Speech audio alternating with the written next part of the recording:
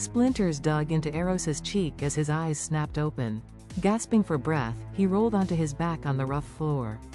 Cold air rushed into his lungs, tasting heavily of damp earth and crushed pine needles. Where was he? Rough-hewn wooden planks formed a low ceiling just a few feet above his head. Dark logs made up the walls, gaps sealed with dried moss and mud. Every breath felt heavy, thick with the scent of decay and ancient dirt. Memory eluded him, slipping away like water through his fingers. He remembered a train ride home from his dead-end job, the screech of metal, and a sudden plunge into darkness. Now, he was here in this primitive tomb. Suddenly, a sharp chime rang inside his skull, vibrating through his teeth. Ping! Glowing blue light bloomed in the darkness, hovering inches from his face. Text began to scroll across the semi-transparent surface, burning itself into his retinas. Welcome to Gaia. He read aloud, his voice sounding thin and entirely foreign. Your home planet, Blue Star, has been decommissioned. 10 billion survivors have been successfully redistributed across localized servers. You have been assigned to server 1357. Current active population in server -1,357 to 10,000. A cold, heavy weight settled in the pit of his stomach. 10 billion people gone, scattered like seeds in an infinite wilderness. An entire planet wiped clean, and he was stuck in a sub-server with a mere 10,000 others. And he was still nothing. In his past life, he had been a nobody, a face in the crowd who was always ignored. He had spent 5 years in a cubicle, managing spreadsheets of cargo he would never see. Nobody knew his name, and his boss called him by the wrong name half the time. Now, staring at the glowing blue text, that familiar dread returned with a vengeance. He was still an ant, but the heel was a monstrous, primeval world waiting to crush him. Just one of 10,000 disposable souls dropped into a meat grinder. Panic, raw and primal, clawed at his chest, making it hard to draw a full breath. His chest tightened so much he thought his ribs might crack. He clenched his jaw, his teeth grinding together until they ached. Each survivor is provided a 300-meter safe zone. The text continued, scrolling relentlessly. Quote, Beyond this boundary lies the untamed wilderness of Gaia. Quote. Monsters, beasts, and ancient horrors roam the wilds. Quote. Survive, adapt, conquer. A tiny green circle appeared on a map, representing his safe zone. Beyond it, a vast, terrifying expanse of deep black stretched out in every direction. He was a speck surrounded by a sea of monsters. A small icon flashed at the bottom of the screen, pulsing with a faint, inviting light. Trembling, he reached out a hand and tapped the glowing blue projection. His fingers passed straight through the light, but the screen responded instantly. Novice package delivered. A robotic voice echoed in his head. A heavy, rusted iron axe materialized out of thin air, dropping onto the wooden floor with a loud, metallic clatter. Beside it lay a small loaf of hard, stale bread and a wooden canteen. Eros stared at the meager offerings, his throat tight. Is this it? He muttered, his voice shaking. An axe and some bread? He reached down, his fingers wrapping around the rough wooden handle of the tool. A new prompt popped up directly over the axe. F-rank woodcutter's axe. Quality: poor. Durability: 30/30ths. A basic tool for a basic survivor. Good for chopping wood, bad for fighting monsters. He lifted it, his muscles straining slightly. Weight of the iron was awkward, unbalanced, and heavy. He had never chopped a piece of wood in his life, let alone defended himself. Fear clawed at his throat once more. He was weak, and here, weakness was a death sentence. Safe zones of 300 meters wouldn't protect him forever. What happened when the bread ran out? How would he manage once the wood for the cabin's hearth was gone? He would have to go out there. Into the dark forest he could see through the cracks in the cabin walls. He stood up on shaky legs, holding the axe close to his chest like a shield. Every creak of the floorboards sounded like a gunshot in the silent room. He walked toward the small, glassless window.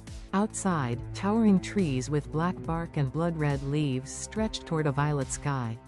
No birds sang, no wind rustled the leaves. A heavy, unnatural silence hung over the land. He felt small, infinitesimal, a speck of dust in a vast, uncaring cosmos. System screens flickered again, displaying a global chat option. Curiosity sparked through his panic, and he tapped the tab. Messages scrolled past at a dizzying speed. Where am I? Help. Someone help me. My cabin is surrounded by wolves. Big ones. They have horns. Quote, I found a chest, but a giant spider crawled out of it. I lost my leg. I'm bleeding out. Someone please. Message transmission suddenly cut off. Eros swallowed hard, a bitter taste rising in his mouth. Horror was real here. This wasn't a game. People were dying right now, miles away from him, in their own little wooden boxes. He closed the chat, unable to look at the panic. Seeing their terror only fed his own. He needed to focus. Finding an edge was his only chance. He looked down at his status screen. Quote, name, Eros. Quote, level, 1. Quote, class, none. Quote, strength, 8. Quote, agility, 9. Quote, constitution, 8. Quote, intelligence, 11. Quote, charisma, 12. Quote, unique talent, not unlocked. Quote, companion, 1/1, unhoned. He blinked. Companion? System logs had mentioned he had a companion. But the cabin was completely empty. Just a small, dusty room with a stone hearth, a pile of dry straw in the corner, and the heavy log walls. Dust motes floated in the thin shafts of pale light cutting through the wall gaps. He walked over to the wooden canteen, picking it up. It was light, filled with a lukewarm liquid that smelled faintly of copper. He took a tiny sip. It tasted flat, but it wet his parched throat. Next, he picked up the bread. It was hard as a rock, smelling of stale yeast and ash. He placed it back down on the floor. He couldn't afford to waste a single bite, but he wasn't hungry yet. Only terrified. He moved toward the heavy wooden door of the cabin. It was secured by a simple wooden latch. He reached out, his hand hovering over the rough wood. If he opened this door, he would be facing the unknown. Even within the 300-meter safe zone, he felt exposed. He pulled his hand back, pressing his back against the solid door. His breathing was shallow, his chest rising and falling in rapid, jerky movements. He needed to think. Formulating a plan was impossible when he didn't even know what lay beyond. Global chat logs had mentioned wolves with horns and giant spiders. He looked down at his soft, uncalloused hands. He had spent his life behind a desk, clicking a mouse and typing numbers. Never had he built anything. Taking a life was entirely outside his experience. Now, he was expected to conquer a world of monsters. Unfairness of it all burned in his throat like bile. Why him? Why any of them? He squeezed his eyes shut, trying to block out the reality of his situation. Cold wood pressing against his back wouldn't let him escape. He was here, and he had to survive. He opened his eyes and looked around the cabin again. There had to be something else. System status still read companion, 1/1. Where was it? Could it be outside? Or was it hidden somewhere in this tiny room? He stepped away from the door, his eyes scanning every nook and cranny. Stone hearth was empty, filled only with cold ashes from a long dead fire. Straw pile in the corner looked undisturbed. But then, a soft rustle broke the heavy silence. Eros froze. His breath hitched in his throat. Sound was incredibly faint, like dry leaves brushing against each other. It had come from the corner of the room, near the pile of straw and a large, rough-hewn log. He gripped the F-rank axe tighter, his knuckles turning white. Was it a monster? Had something bypassed the safe zone already? His heart hammered against his ribs, a frantic, irregular rhythm that vibrated in his ears. He took a slow, agonizing step forward. Floorboards groaned under his weight. He stopped, holding his breath, waiting for a reaction. Another rustle. Something was definitely moving under the log. He raised the heavy iron axe, his arms trembling under the weight. His jaw clenched so hard his teeth ached.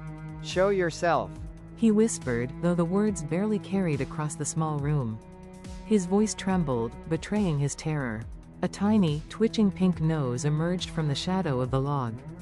Then, two large, round ears, covered in soft gray fur. Eros held his breath, lowering the axe slightly. A small, frail creature crawled out into the dim light. It looked like a girl, but she was barely 3 feet tall. She had a slender, human-like body, but her skin was pale, and she possessed a long, thin mouse tail that flicked nervously behind her. Her hair was a messy nest of soft gray, matching the fur on her large, twitching ears. She wore nothing but a tattered piece of burlap sack, tied at the waist with a piece of dried vine. She looked up at him. Her eyes were massive, dark, and filled with a liquid, terrifying innocence. She trembled violently, her tiny hands clutching her chest as she stared at the giant man holding the rusted axe. Eros stared back, his mind racing. Is this his companion? This fragile, pathetic little creature? She looked like she would snap in half if a strong gust of wind hit her. How was she supposed to help him survive? He looked at her, and then down at the axe. A strange, warm sensation suddenly pulsed in his chest, a prompt from the system flashing before his eyes. Companion registered, Gray Mouse Girl, rank F. Growth potential, SSS, through lineage expansion. Eros's jaw dropped. Lineage expansion? Those words seemed to burn themselves into his brain. He looked from the system screen back to the trembling girl. She whimpered, pulling her knees to her chest, trying to make herself as small as possible under his intense gaze. A chilling, yet intoxicating realization began to bloom in the dark corners of his mind. This wasn't a curse. Carnal power promised a path out of his powerlessness. He stared at her, the F-rank axe suddenly feeling a little lighter in his hand. As he stares at the F-rank axe, in his trembling hand, a small, gray mouse girl with disproportionately large, innocent eyes peeks out from under a rough-hewn log, a chilling realization dawning on him about his supposed, only companion.